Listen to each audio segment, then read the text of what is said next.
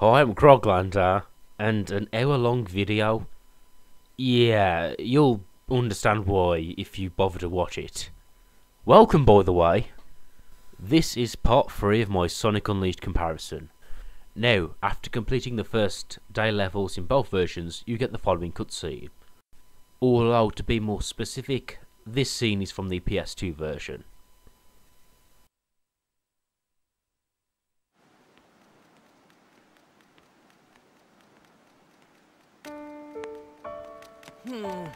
Still no luck finding anyone who knows me.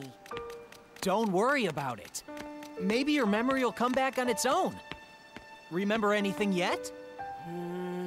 Nope. Oh well.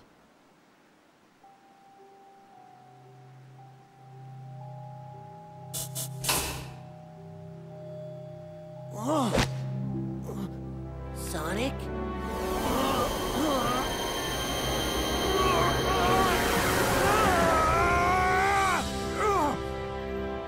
Whoa!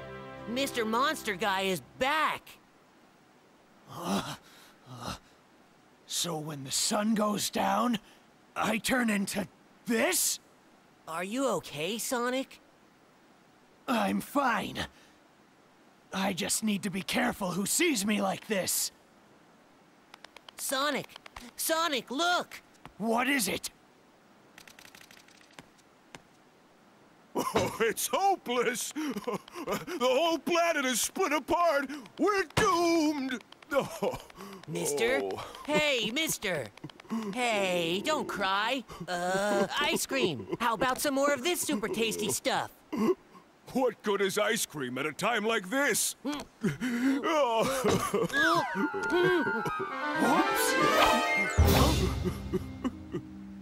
Sonic, your arm just stretched. Weird. But it could be useful. Oh.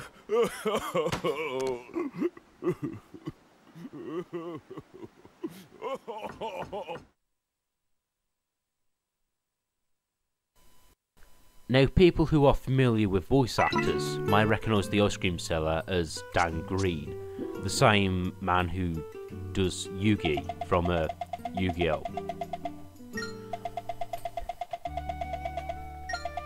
And up until Sonic Colors, Dan Green also voiced Knuckles the Echidna from the series. And he also voices another character in this game called Professor Pickle. But we'll get to him when we get to him.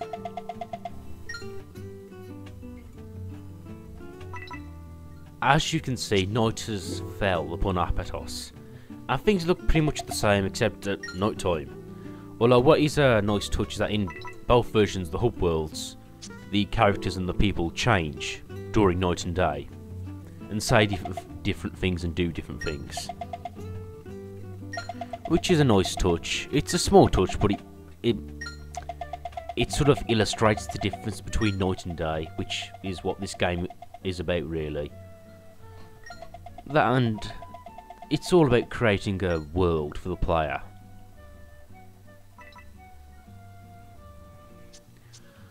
And yet again in the PS2 version we're stuck talking to people to progress.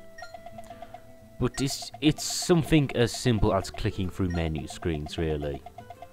So yeah, it's not too fun, but it doesn't really get in the way too much. Now, I do like the hub music you're hearing now, if you can hear it over me talking. It's sort of a mellow guitar, acoustic guitar track. And yeah, it's really nice, really mellow. Now, as you can see there, we get sort of a moon tablet. That's something which I guess I didn't explain in previous parts, is that in the PS2 version, you collect tablets to unlock the sun and moon doors. Sun tablets for sun doors, moon tablets for moon doors, and if you get both or all of them, you unlock the boss door. Back to Sonic again. Now, something which is kind of odd, I guess, is that each continent has these shrines where you enter the levels. It kind of feels And all the continents have these levels, but what's strange is that you only play as Sonic in the first shrine. In all the other shrines, you go around the shrine as the werehog most of the time. Which the cynic in me believes that they did this because they know if a person plays the game for like the first hour or two, they want to give the player the impression they're playing as Sonic more than the werehog. You're looking all scary again. Don't you get tired of switching all the time? And with that, we enter the moon door to enter the first set of moon levels. And with the loading screens edited out, you're welcome by the way, we're given a set of missions to introduce us to the mechanics of the werehog.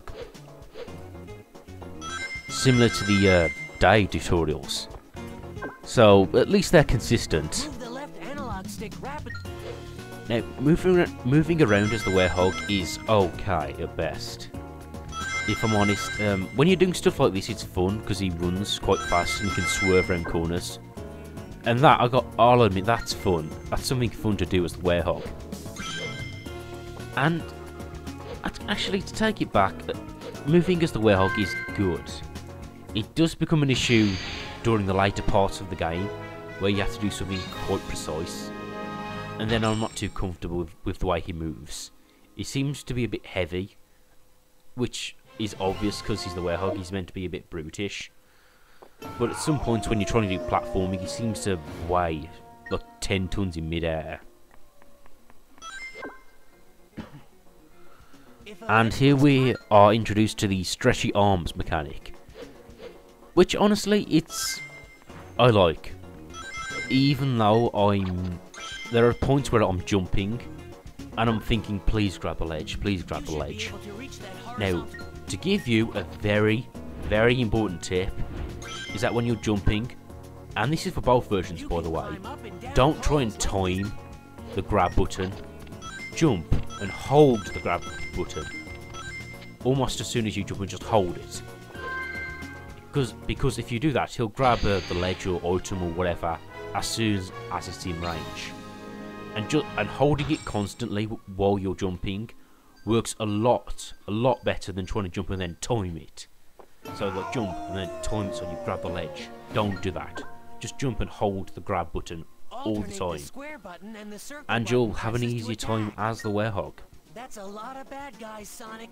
You're gonna have to take them down. Now in the PS2 version, the combat is very simplified. But you know what? I prefer it.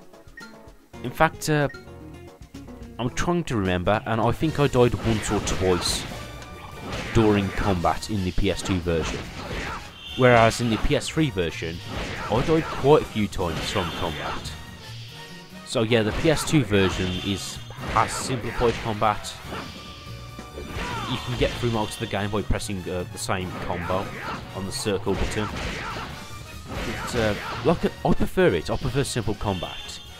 And I'll admit, if I wasn't a Sonic fan, I probably wouldn't have bought this game, because I'm not a fan of combat games. Just for the simple reason that I end up just spamming the same combos. And for me, fighting games get repetitive anyway. You just attack, attack, attack, attack, attack, attack, and so on and so forth. Now here we see the wheel, the experience wheel, in the PS2 version. As you can see, it gets leveled up by experience points, and when you hit a certain point, you learn a move. Like I just learned the Warehammer there. You can grab once you've grabbed a box. Now we're about to go all Donkey Kong on your ass here, because this is the pick up and throw mechanic. And it does exactly what it says on the tin. Now something you might hear in the background now is the battle theme.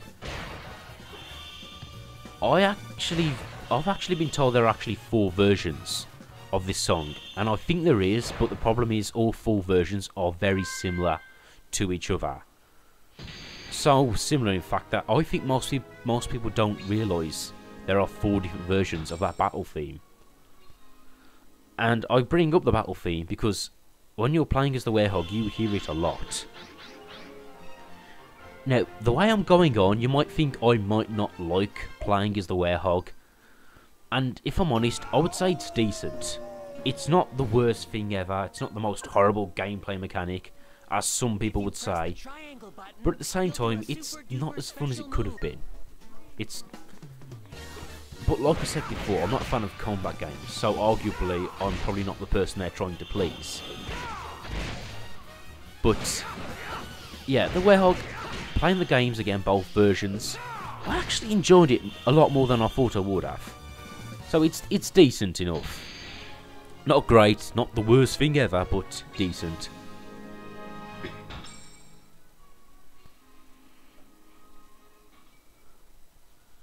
And that was the tutorial that shows off the special move.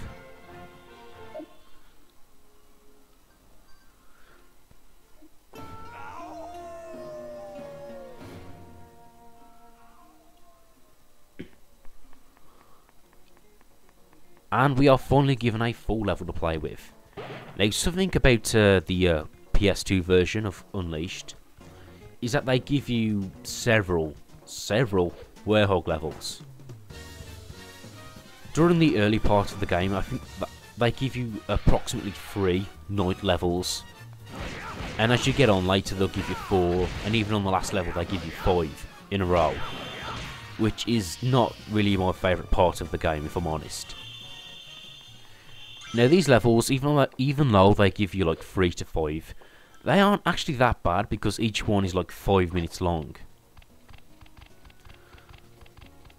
And when you compare it to the PS3 version, you get 1 werehog in that version, although that 1 werehog level can last about 25 minutes. So really you're playing the same amount of time, the same amount of night levels in both versions, approximately. It's hard to count, really.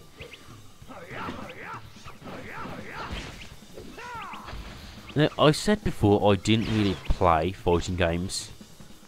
Although one fighting game I do remember from my childhood was is Golden Axe and Streets of Rage, which were also made by Sega.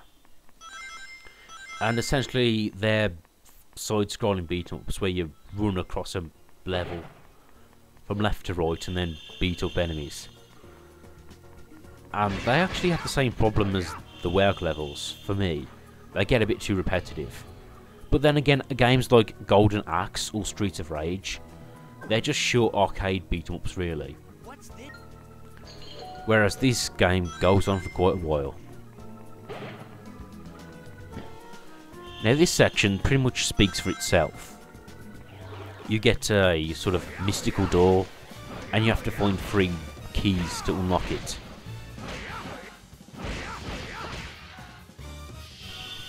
And that's an element the werehog levels seem to have.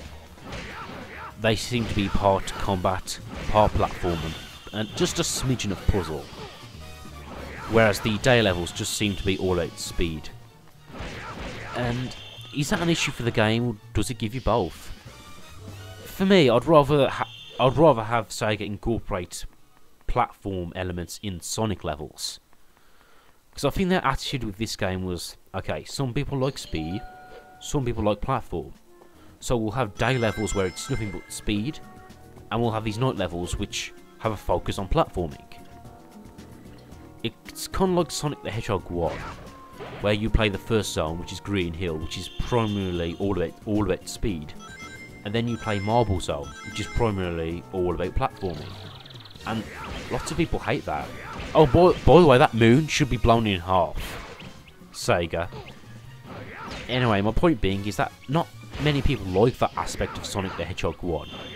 You know, they get the rush of speed in Green Hill and they seem to be brought to a screeching halt in Marble Zone. And maybe that's the problem in this game. Not the fact that there's speed and platforming in the same game, but the fact that you get one, then the other. So it feels like you run fast as Sonic, then you get brought to a screeching halt as the werehog. But like I said, playing this game before the Werehog isn't really that slow, and he isn't really that slow, and his levels weren't really that much of an issue. Now, to talk about the setting of this game, you have levels based on real-world locations, which is a theme I think works really well, actually. I think there are some levels in the game which look too realistic, like the environments are brownish or greyish, and they don't look as fun as these sort of escapist, fanciful levels which we've seen in other Sonic games. But at the same time, having the real-world locations is really quite impressive. We get to see Sonic run across the Great Wall of China, or run through some Egyptian ruins, presumably. And I believe I was saying before in a previous part, that's a theme which could be expanded upon for another game, perhaps. I don't think there'll be a Sonic Unleashed 2, just because it was kind of poorly received. And for me, that really isn't an issue, not having a sequel to this game. Because essentially in the future games, they took the good parts of this game, developed them further, made them even better. And then we got games like Sonic Colors and Sonic Generations, which I'll say right now I think are better than this game. You know, this game started that whole boost genre of Sonic games, and I'll give it credit for that. But I think the other two improved on the formula. Now, here we see the ranking system, and you can see there I get an S rank, and there are 3 aspects when it comes to getting an S rank for the night levels, which you are graded upon. One is time, how fast it takes you to complete the level. The second one is experience, how much experience points you gather. And the third one is rings, how many rings you collect. And as you can see in the previous results screen, I got 3 of those aspects, so I get an S rank.